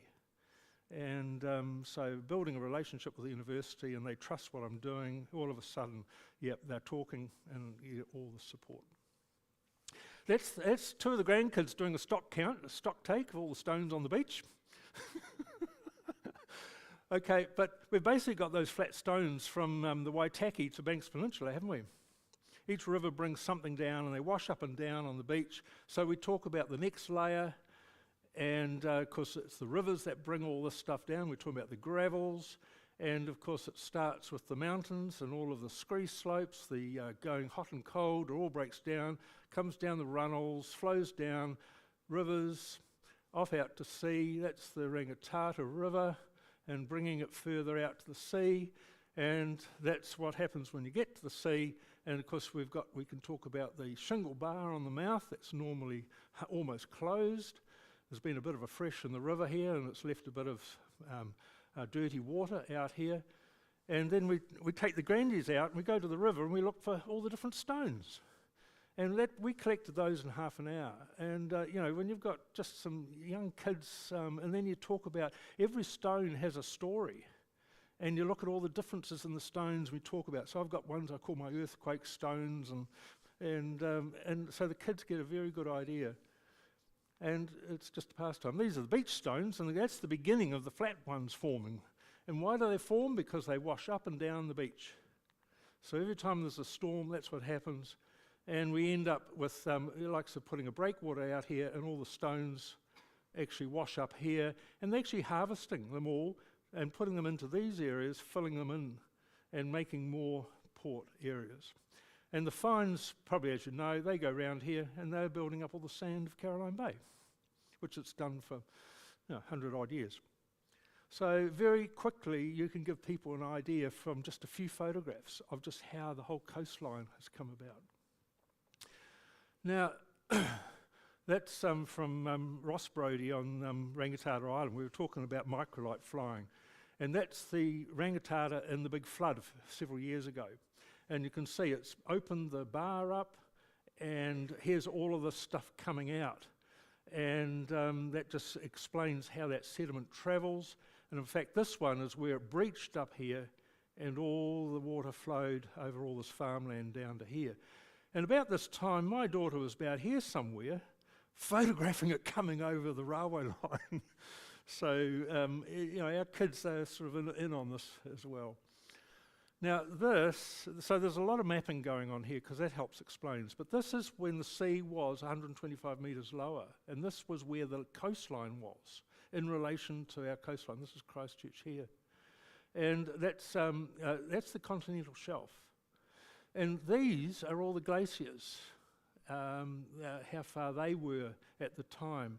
So once again, I've got another aid for when I go to the photographs, I can start explaining things. That's the Rangitata River and terracing. And as the sea goes out, the river cuts down, and when the sea comes in, the river builds up, and we can talk about things like that. And that's that range that was like an aeroplane wing. I'm standing on top of it now, and this is Cave, Albury, Fairley, and look at the pattern. So all of a sudden, when you're doing your landscapes, all these things start to pop out if you take an interest in what forms the land. And it's this. This is very old gravels, like we're talking about 10 million years ago. These were laid down. And of course, they get all tipped and chucked around and worn out and whatever, and they create all those patterns. Totally different stones, full of metal oxides. And of course, what do we use the gravel for? We make our roads. So there's another very important use of these gravels. I couldn't resist putting that one in. We were flying along, and I realised we were flying over a top dressing plane. But it leads us into the next topic, which of course is the limestone. Now I'm going to zoom through, right? You're not, you know, but okay. So there's a layer like that. It's all about the uplift. They get exposed. This is our Mount Horrible, Timaru. But we've got two areas here, which is called a karst landscape, and they've got all of the potholes. This is one of my favourite places I take visitors to, where we've got escarpments. And it's fantastic photography anyway. And I've been looking at these layers, and this particular one, one day I looked at that and I thought, there's a very regular rhythm in there. Wonder what it is. So I put it on the computer and drew all these lines, and then I graphed all the lines. And I thought, I think there's some rhythm going on in here, whatever. And so again, went to another one, and Marty drove up the road, and I took photos at all different places going up the road, and I got photos at all different angles in the computer. Next thing, I've got a 3D model of the escarpment. And once I've got that, then I can actually take a far closer study. And yeah, I've actually looked at these blocks, and I've averaged them out, and I've come up with this contour, and I've spaced it. Now this is the theoretical climate during the same period. And that's all to do with the planets moving and whatever, and I won't go into all that, but it's well established what the climate cycles were. Now we're talking about 20 million years ago. And so we're looking at actually a record of the climate through that period. So Marty and I, we whip over to a nearby and we do another one, and oh my gosh, it's the same pattern, kilometres away. This is very regular. So we went to Weka Pass, and I could find some of these marker lines, the bigger ones. I found them at Weka Pass. So when this was all being formed, it was uniform over very large areas. So we went to Bulla at the Sphinx, and I photographed that, and lo and behold, we went to Punakaiki, and we photographed all that, and we found it yet again. So we've got another geology project for the universities, for their students, to come and actually really do some good work on this. So you see where the photography is leading to these foundations. And then some of them can read, this is Waimate. Some people can just read what all that means. And there's another whole story. And somebody's done a thesis on this particular one, so it's been studied. And of course, we keep on running to these Maori rock drawings and stuff, because we're poking around places where people don't normally go. And there's actually hundreds and hundreds of rock drawings throughout South and North Otago. Okay, limestone, corrosion, patterns, and then we get into the other layers, what was beach sand and shells, very much like today's shells, but we're back 15 million, 20 million years ago, and this has all been uplifted. And then we get down lower, and then there's another whole formation here. We're getting more into the mudstones, and if we look at that, we find all the fossils. And we love going out there with the kids, and we go hunting for all these things, and then talk about what we're seeing. And so the museum actually takes school kids on trips out here to look at all these things. So this is all going to be a resource in the museum. And doesn't that add a big value to your photography hobby? Limestone, uses of limestone, and the last one's the basement. And what on earth do you talk about? And I thought, well, mountains. So that is the first people going up to Mount Cook guiding. It was Duncan Darroch, and he took people up there, and that was the beginning of tourism in the mountains. So then there's another story. And now we're into all the blue stuff. It's all about uplift again. We talk about the ranges. That's that range I've been talking about all along, Fairley, Albury around here somewhere, Cave. And you can see straight away that that whole piece is broken off and uplifted. It's just obvious in the photos. And of course that takes us into looking at all the faulting. This is one I quite like. I got hold of this software from Australia, and I made up this animation showing where the origins of New Zealand actually really were back 250 million years ago. And that is pretty much the South Pole. So the material that formed New Zealand started forming about there at the South Pole. Kids love that. Okay, and then it's about small sediment came off what was there. Then there was a Pacific plate moved underneath, and then there's a diagram we can talk about, and of course then we can go and play it back again with a bit more detail. We're going backwards this time. That's the seabed moving, and now that's the limestone deposition, and now we're starting to get modern day New Zealand forming, and you can see how the Southern Alps form and all the pieces come together again. And that's how we get our big mountains, Mount Cook, the Tasman Glacier, the lakes. That was taken in 1895. Guess what this is? That's the Tasman Glacier. This is all lake now. But back then, there was just a bit of meltwater at the snout. And over here, there was no lake at all for Lake Hooker. So you also get a real good feeling of how the land has changed. And then we look at the strata. That's the Two Thumb Range up here, the Rangitata. You can see that the whole lot's tipped up perpendicular. And if we want to look at what's inside the mountains, just go and look where something's washed the side of the mountain away, and you can see what the rocks look like. And there's a whole talk about that. That's a quarry, and you can see there's been a lot of crushing going on prior to the quarry, all sorts of fault lines and whatever. And of course, that's how we get the quartz. Traces in the rock. So you can see there would have been one running through there. It filled with mineral, formed the quartz, and then later on it faulted this way. And then you can see there's a break in it. That's what I call my earthquake rocks. And just some more type of rock. They're the same rocks as Central Otago. We've actually got them in South Canterbury.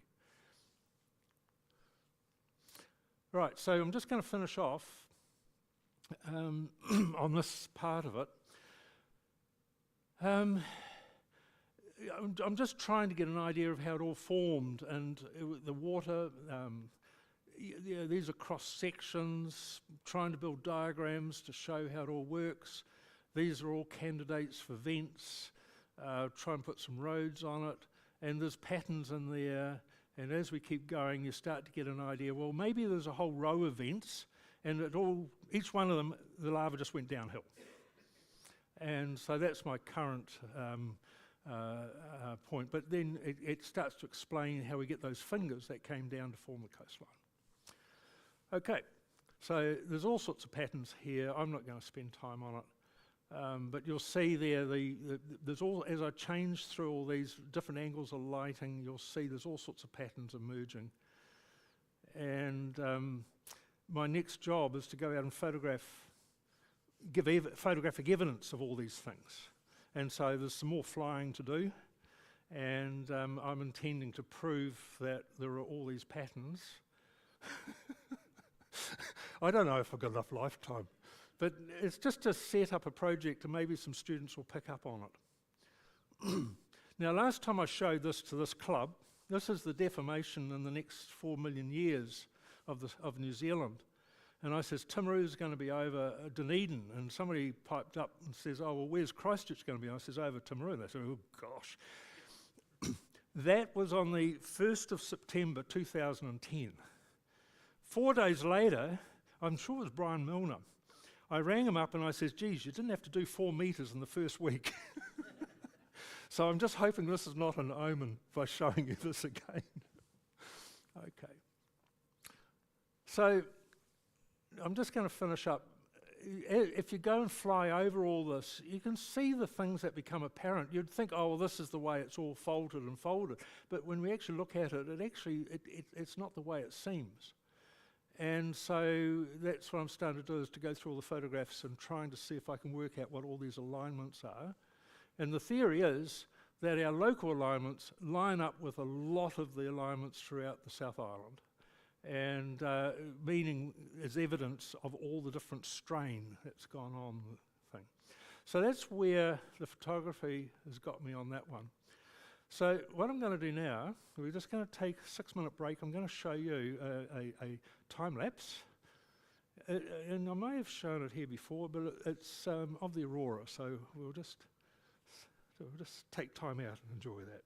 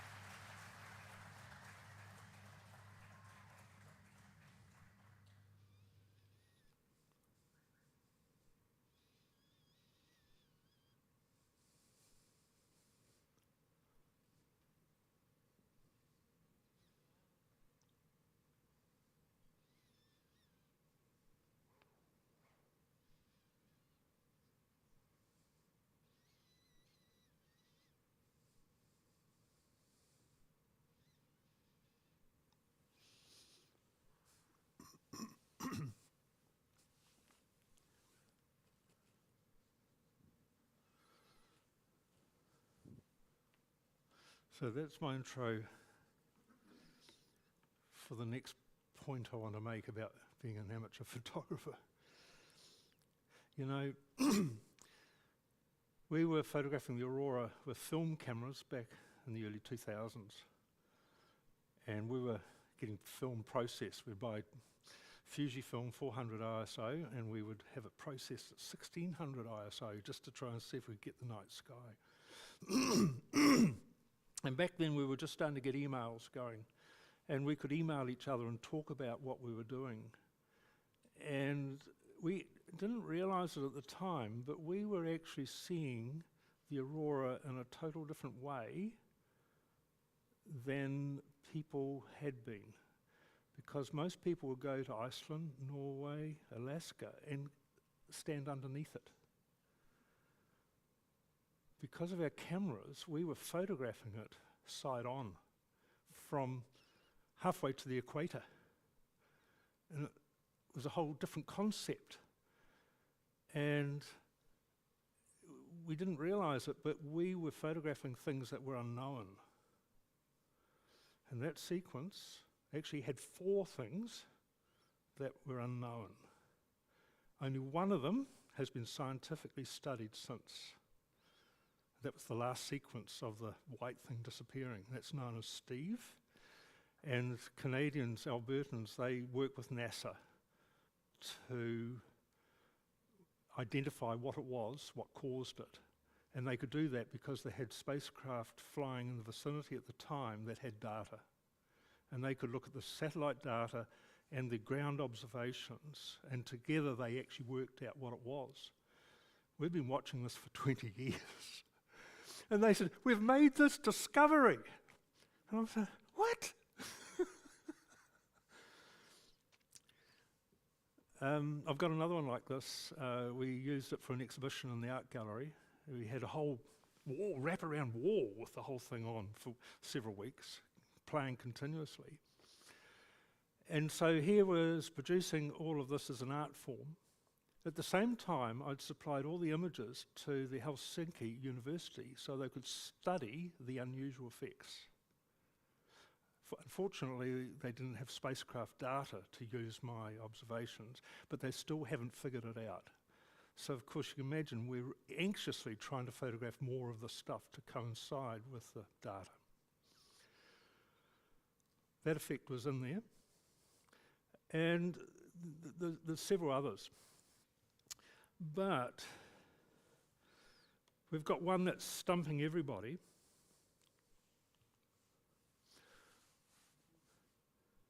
And some of you may be following this on Facebook, because people say, oh, when's the aurora? Will you ring me? Well, I rang 2 or 3 people and I thought, this is hopeless. So 5 of us started off a Facebook group called Aurora Australis. The other day, we signed up the 100,000th person to that Facebook group. That's a lot of people who are taking an interest in the aurora. Now that's just New Zealand. Tasmania have got a group with same numbers. Victoria, South Australia, Western Australia. It's turned out to be a very, very big thing for photographers to go out and photograph. So on any given night, we've figured out when to go looking. And on a given night, we could have hundreds of cameras out there looking. So all of a sudden, these unusual things are getting photographed by a number of different people, but they don't know it. What we're doing is creating awareness among them and saying, hey, will you please let us have your images so we can study them. So we're struggling for names, but we're just calling them giant ray observations. And this was my first encounter. This is 2021. And I said to Marty, I says, it's not aurora tonight, but the data we're getting from the satellites, I can't understand it. It's not what we normally see. So let's go out and let's see what we can do. So I ran the time lapse, and lo and behold, I got this blue column. And so you start sharing it on Facebook, and then people start saying, oh, I got one too. So this lady was just out the back at Pleasant Point, and at exactly the same time, she got her photo of it. And this is my rough time lapse of it. And we started to think, well, it's got some discrete forms and blah, blah, blah, moves and whatever. And so that was the first time we got to see one in motion. And then people start going through the material. We tell them, hey, this is different. We're seeing this at mid-latitudes. It's very diffuse. It's very pale. And so we put this information out. And then all of a sudden people were, oh, I've got this too. And we started to track it back. And we found the first photo ever posted was actually 2013. And so we've been collecting them. And there's been phases, every so often. And there had been a burst 2017 where they had discovered this, and it was Australian-wide by Colin, who's in Tasmania, and Ian, who's in the Manawatu. And Ian's the guy I always emailed with 20 years ago. So you get talking, and then we start finding they're coming in from North America. I didn't really get involved until 2021 when I and Daniel got involved. And just last year, a group of German and French people started to observe this. So we've got a worldwide observation going on. And then something else happened, which I'm going to tell you about. So we've got 40 nights, we think we've got it, 166 records from 92 photographers. And I've built a database online, and we're collaborating through a private website. I'm going to skip through some of this. This is all pulled out of other talks. But this is just talking about the social media groups. We've got those down here, we've got these up here, we've got those over there. So there's a lot of people looking at the sky at night time. And that's our page that we've started up, and that's got just going on 500 members. And they're people who are seriously interested and contributing. And so we're putting all of our thoughts and everything in there for comment. So that's where we're collaborating. Michael contacted me and he says, look, I've been talking to NASA and they don't know about this. And he says, would you like to do a presentation online? And I thought, wow. I was sort of just overwhelmed. I thought, we're going to talk to these scientists. And he says, well, okay. Well, he's written papers and stuff. So he says, no, look, I'll support you, blah, blah, blah. But it has to come from someone else, somebody who's actively engaged. So I thought, well, I'm not doing it on my own. So I invited these other people. And what a mix of people. We've got a geologist, an astronomer, we've got a guy who knows how to survey, and we've got an architect. But they're all enthusiasts for the night sky. So we put the team together and we prepared this presentation for NASA, and a lot of this I'm going to show you is pulled out of that presentation. And we gelled into a research team. And now we're regularly using Messenger to chat and develop all this. We're creating the observations, and we're starting to get a very factual account. And so the NASA is called Aurorasaurus. It's an outreach. It's deliberately to get to the amateurs, because they understand what a large body of observers there are out there. And these are the people that we're starting to talk to. And these are all scientific principal investigators, all in their own specialist areas. And the other day we got to talk to this fella, and UAP is what the UFO department has become. They've got rid of the flying thing, and now it's aerial. And of course, all of a sudden what we're seeing is an aerial phenomena. And all of those says we don't know about it. They says you've got a discovery going, and you're going to have to document it. So, and Marty knows very well, I was flipping out before Christmas. I just thought, this is just right out of my league, and we're talking to all these people, and we've got to make sense to them. And I mean, these are the sort of people we're talking to. So the outcome was, they says, no, you've got something new. We've got to prove it's something new. So we're in the process of establishing that, and they're supporting it with the writing of scientific papers. And we've got to work out what our role is. We see ourselves as an intermediary between the photographers and the professional scientists. So I'm just going to just show you some of the sorts of things that are being submitted, and we're finding that this thing's got various forms, which is confusing the hell out of everything. And as we start studying them all of this, we realise they're not all the same, and we're trying to come to terms with what we've actually got. This is from Nelson. Look at that. And he stuck his photograph in the newspaper up there, you see, and that created a lot of interest. And so it's right across Australia. That's Ruapehu on the right, Mount Egmont. And the funny thing is, it's being seen further north than we normally see the aurora, and that's because this thing's so tall. You can see it from further towards the equator. And they've even seen it from these aurora flights that have been going out, and so we're getting these photos submitted. And here we are, there's one from Finland and another one from Oklahoma, and some of them you can barely make out, they're just so faint. But we're getting a lot of time lapses, and we're starting to synchronise them. And now we're getting a really good idea of what shape this is, how it moves, and its behaviour. And we're measuring this now, and we're measuring these things to be higher than the diameter of the Earth. Now there's nothing up there to light up, so that's got everybody bluffed. Where's the light coming from? So my Manawatu guy, he started plotting these things out, and then he says, rightio, we can use his surveying techniques, and he says, I know where that is. This is Antarctica. This is where all these different views. So that thing is actually on the edge of Antarctica, 4,000 kilometres away. And we're starting to think, well, this isn't aurora, because the aurora would be more up here, across here. So I plotted it on Google Earth using all of this information, and I said, well, this is the region it is. And they said, no. And of course it raised all sorts of questions. And then just recently, this is a survey done from the German people, and he's measuring this thing here at 3,500 kilometres, and there's no gas up there. And then we've developed the ability to plot map it and mark out the form of these things, measure them, and of course what we're doing now is we're relating the views to the scientific data, and we're trying to understand now just what it is we're looking at down there around the Antarctic.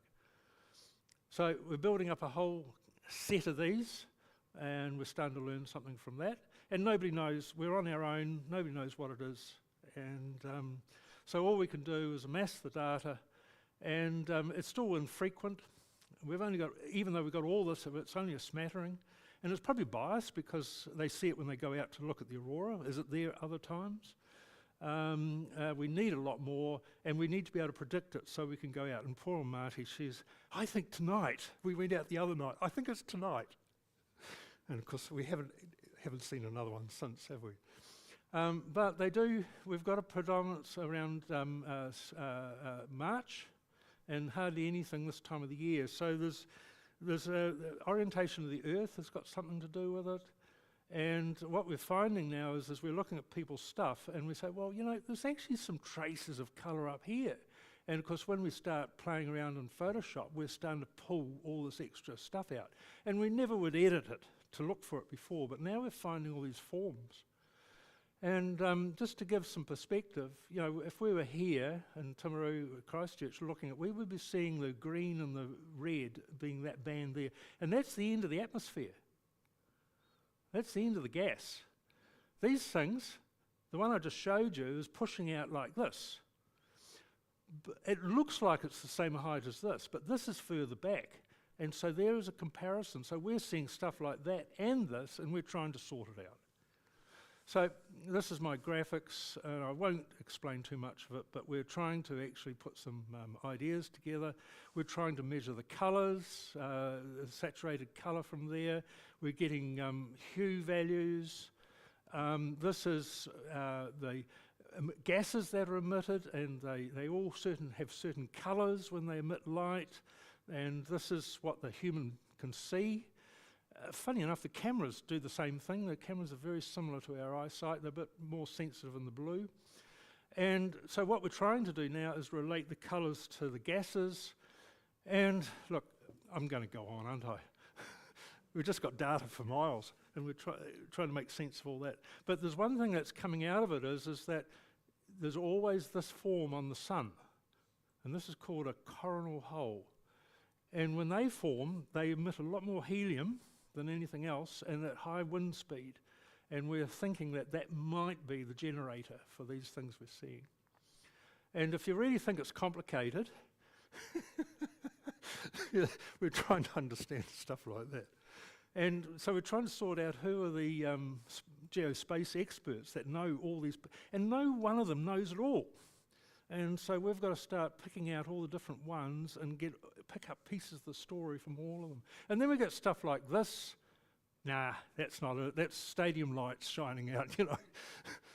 And then this happened. This is about this time last year. So this got submitted, and that absolutely threw us. And we probably spent 6 months getting sidetracked and talk about chasing wild geese down bloody rabbit holes. This was one of them. And of course, if we lighten it up a bit, you can see it's got some form. And we said, this is far more regular, and it's white. It hasn't got the colour. And this is Ross McIver. You might know him from the Dunedin Camera Club. And he says, oh, I've seen that. And he sent me up all his images, and I made up this sort of a backwards and forwards. But so we started looking at that, and then here's another one here. And you can see it forming and disappearing. That's pretty much natural colours. But anyway, we decided it was white, and we decided it was nothing to do with what we're trying to see. But then, so said to NASA, what's this? And they said, we don't know. Go and find out. And so we had a whole session on this, and these were all observed from down here, and as a result of that, we could triangulate and put their time lapses together, and once again, we can get a good idea. Okay, and our German professor guy, he started to do the maths, and he turned around and says, oh, this isn't making sense. So this is one photographer and another one, and they're trying to plot and measure, and he says, this isn't making any sense. And of course, he was coming up with these plots of where this white spike was. And then he says, oh my gosh, it's horizontal. It's not vertical at all. And then we had to back off and go and have a real large think about it. And of course, we immediately said spacecraft, some sort of spacecraft flying around. We checked, there was one in the vicinity on this is their various orbits. This one was very close. And so he researched all of this, and NASA turned around and says, nah, wrong height. So we're still deliberating, but I made this 3D model here, and I've put the trajectory of the satellite on here, and I think I can make these shapes actually conform to this trajectory. These are the measurement points. This is where the Earth's shadow is, that sunshine, that shadow. And I think what happened is the Earth just tipped a little bit and the thing came into the sunlight and it glowed up. What was it? They dismissed meteors. I thought maybe they're tunneling through the atmosphere and whatever. And of course, they started to study it like this. And this came in the other day from somebody flying near Florida. And there we are, SpaceX, launch scene from aeroplane from Puerto Rico by Paul Robinson.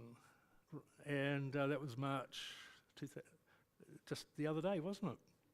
So we stick that up on the thing and everyone go, wow. And then, do you know what they say? Ours is too uniform to be that. So that's the end of my talk.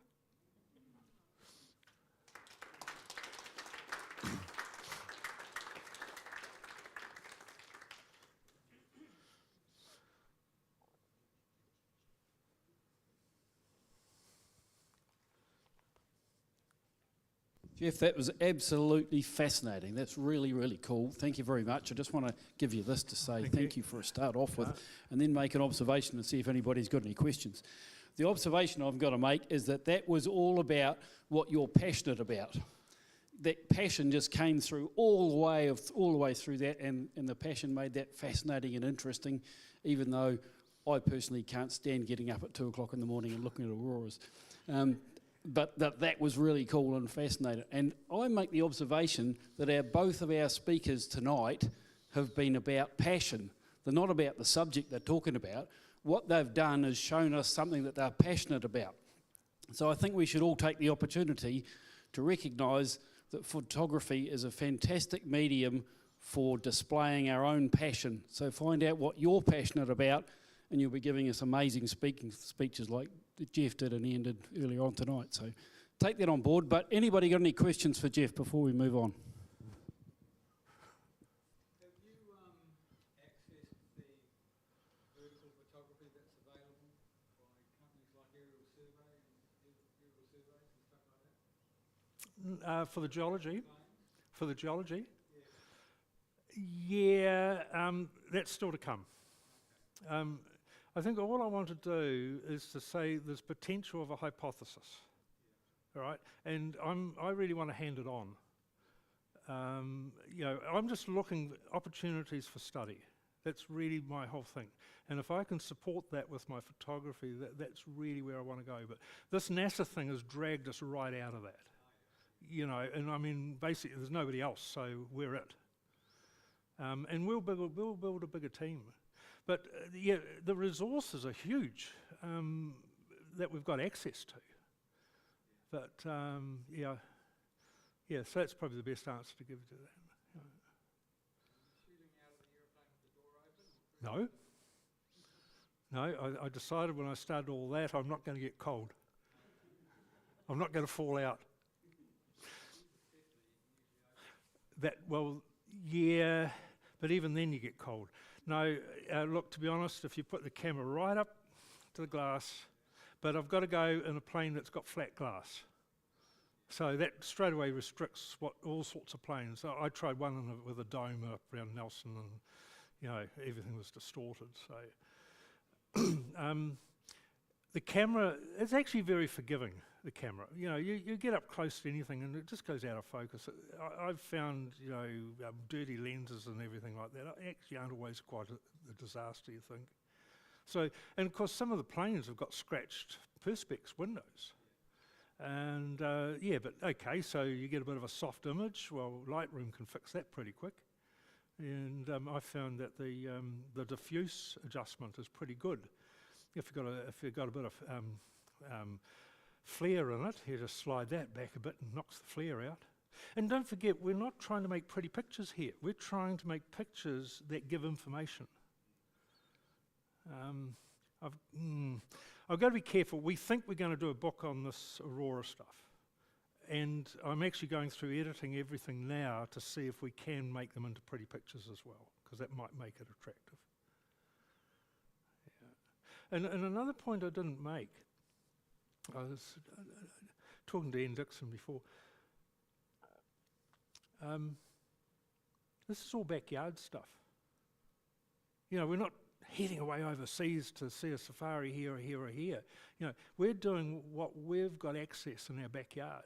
In fact, I've been doing the Aurora time lapses from my backyard because these things are up there, not over there. And I set up the other day, and I actually got some Blu-rays. They're not the big one, but I did get some the other day. And it's a damn sight easier to get up in the morning and go in your backyard than to get in your car and go out in the frost. Yeah. So the whole point is, I've photographed all sorts of insects, flies, birds, and whatever in my backyard, and they're all subjects, and you go and talk to the kids about, and it's there. My daughter's got a theory. It's pretty simple. It's the extraordinary and the ordinary. Just look at the ordinary, and you might find something extraordinary, and that's what we're not practicing.